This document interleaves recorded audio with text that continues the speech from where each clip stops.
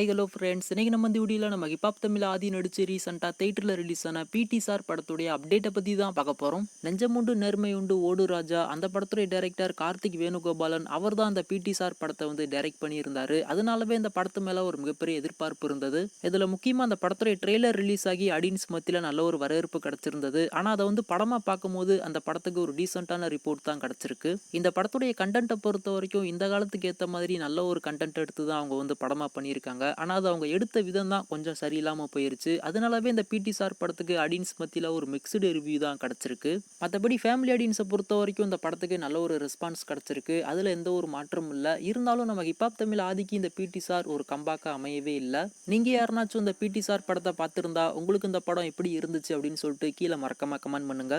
இப்போ இந்த பிடி சார் எப்போ ஓடிடியில் ப்ரீமியர் ஆகும் அப்படின்னு சொல்லிட்டு ஒரு சில பேர் வந்து வெயிட் பண்ணிக்கிட்டு இருப்பீங்க. இந்த படத்துடைய டிஜிட்டல் ரைட்ஸை நம்ம அமேசான் பிரைம் வீடியோ அவங்க தான் வாங்கியிருக்காங்க. தேட்டரில் ரிலீஸ் ஆகிட்டு ஒரு 4 வாரம் கழிச்சு ஓடிடியில் ப்ரீமியர் பண்ணுற மாதிரி இந்த படத்துடைய டிஜிட்டல் ரைட்ஸை நம்ம அமேசான் பிரைம் வீடியோ வந்து வாங்கியிருப்பாங்க போல. இப்போ இந்த படத்தை எந்த ஒரு அனௌன்ஸ்மெண்ட்டுமே இல்லாமல் சர்ப்ரைஸாக அமேசான் பிரைமில் ப்ரீமியர் பண்ணியிருக்காங்க.